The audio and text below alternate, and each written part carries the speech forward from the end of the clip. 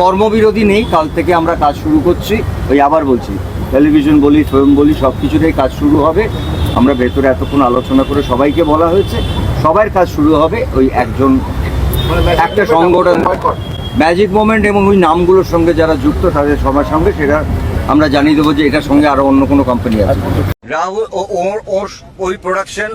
ওই প্রোডাকশনের সঙ্গে যুক্ত, ওই নামের সাথে যুক্ত, তাদের কারোর সাথে আমরা কোনো কাজ এই মুহূর্তে থেকে করব না যতক্ষণ না নয় পাবলিকলি বা কোর্ট থেকে আমরা জানতে পারি যে আমাদের রাহুল, আপনাদের রাহুল কি করে আমাদের ছেড়ে চলে গেল।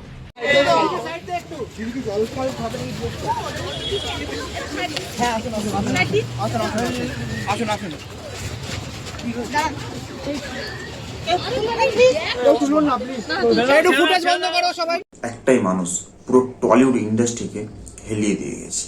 হ্যাঁ, সে আজকে আমাদের মধ্যে নেই, কিন্তু সে এমন একটা বড় শিক্ষা দিয়ে গেছে তা সবার মাথায় চড়ে বসেছে, যেটা হয়তো এতদিন ছিল না।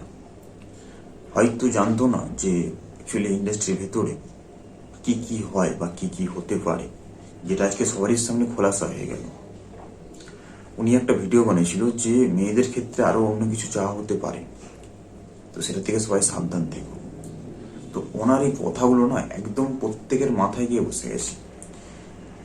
তো যাই হোক, আমাদের বোম্বাদা প্রসেনজিৎ উনি জানিয়েছেন যে কাজে বিরোধী নয়, কাজ আবার চালু হবে।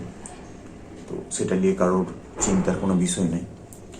বিষয়টা হলো যে বিষয়টা যেটা ঘটেছে সেটা আমরা কেউ জানি না, কিন্তু একটাই দাবি যে আজকে যে ঘটনাটা ঘটেছে অন্য কারোর সাথে যাতে না ঘটে, সেই কারণে অ্যাকচুয়ালি বিষয়টা কি হয়েছে এটা সবার সামনে আসা চাই, যে এটার বিচার অন্তত হওয়া চাই। আরেকটা বিষয় তোমরা কম বেশি সবাই একটু খেয়াল করবে যে শ্রীলেখা মিত্র হঠাৎ কাঁদতে কাঁদতে কেন বেরিয়ে গেল মিটিং থেকে, এটা কিন্তু কোশ্চেন রয়ে গেল, কি হয়েছিল তার সাথে।